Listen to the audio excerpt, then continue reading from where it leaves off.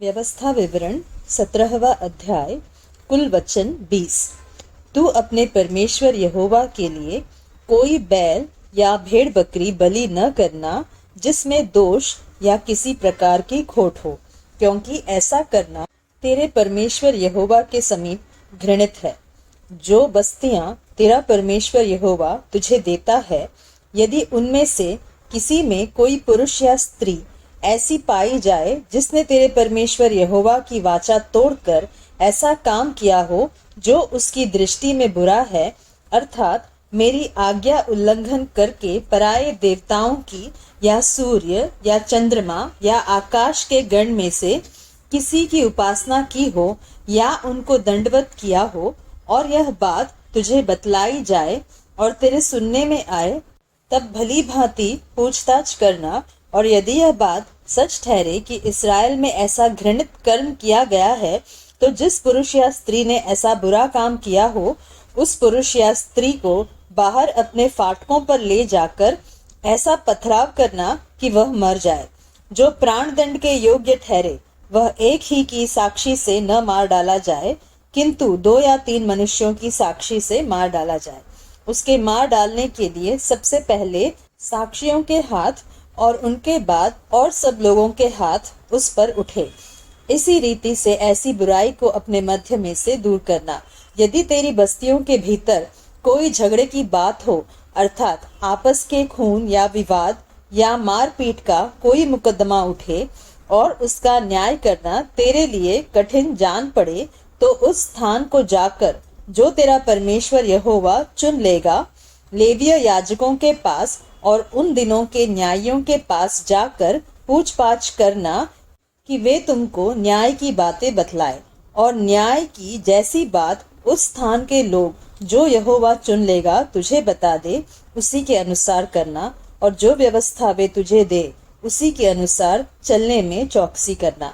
व्यवस्था की जो बातें वे तुझे बताए और न्याय की जो बात वे तुझसे कहे उसी के अनुसार करना। जो बात वे तुझको बताए उससे दाहिने या बाएं न मुड़ना।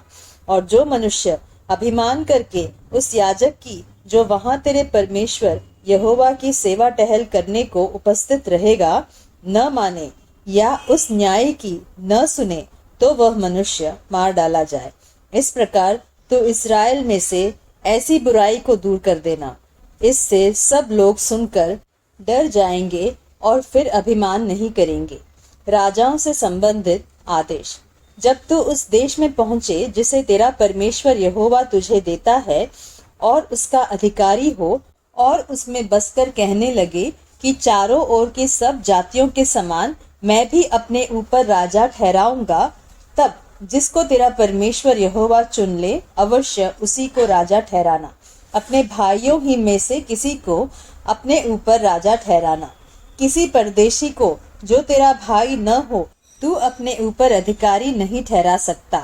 और वह बहुत घोड़े न रखे और न इस मनसा से अपनी प्रजा के लोगों को मिस्र में भेजे कि उसके पास बहुत से घोड़े हो जाए, क्योंकि यहोवा ने तुमसे कहा है कि तुम उस मार्ग से फिर कभी न लौटना। और वह बहुत स्त्रियां भी न रखे, ऐसा न हो कि उसका मन यहोवा की ओर से पलट जाए और न वह अपना सोना रूपा बहुत बढ़ाए। और जब वह राजगद्दी पर विराजमान हो, तब इसी व्यवस्था की पुस्तक जो लेवीय याजकों के पास रहेगी उसकी एक नकल अपने लिए कर ले, और वह उसे अपने पास रखे और अपने जीवन भर उसको पढ़ा करे, जिससे वह अपने परमेश्वर यहोवा का भय मानना और इस व्यवस्था और इन विधियों की सारी बातों के मानने में चौकसी करना सीखे, जिससे वह अपने मन में घमंड करके अपने भाइयों को तुच्छ न जाने, और इन आज्ञाओं से न तो दाहिने मुड़े और न बाएं, जिससे कि वह और उसके वंश के लोग इस्राएलियों के मध्य बहुत दिनों तक राज्य करते रहे।